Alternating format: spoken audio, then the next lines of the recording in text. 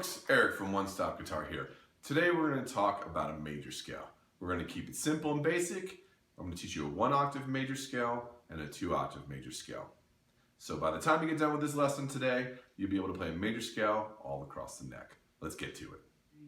So we're going to use a G major scale. I'm going to show you a 1 octave and 2 octave scale like we talked about. Here's the 1 octave scale. I'm going to play it slow and then explain it.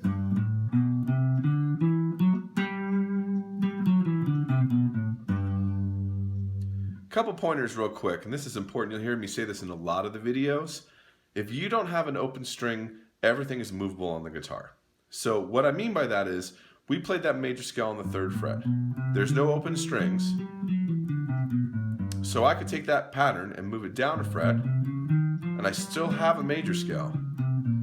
That would be a G sharp major scale. I can move down another fret. A is our root right there. Now I've got an A major scale. It comes in handy. Instead of learning 12 major scales, you really have to only learn 1, as long as there's not an open string. Okay, so let's break down this 1 octave and then 2 octave. The first octave starts on the 6th string, 3rd fret. That is our G note.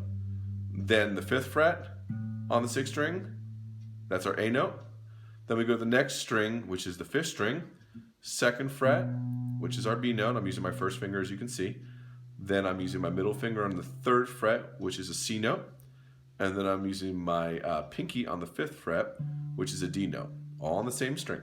Then I'm going to move over to the next string, which is the 4th string. We're going 2nd fret, 1st finger, which is an E. 4th fret on that same string with our ring finger, which is an F sharp. And then our last note is 5th fret with our pinky, which is a G. That takes us back to the G, which gives us a 1 octave major scale. G, A, B, C, D, E, F sharp, G. Now, if we continue on, that'll give us a 2nd octave. So on the 2nd fret, 3rd string, with our first finger, that's an A.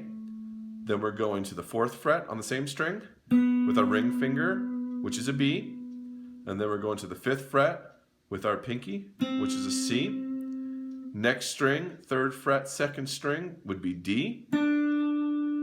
And then 5th fret with our pinky would be E. Then the last string, 2nd fret with our first finger is F sharp. And then the last note, which takes us back to G again to complete our octave, is 3rd fret, middle finger. So our 2 octave scale goes as follows.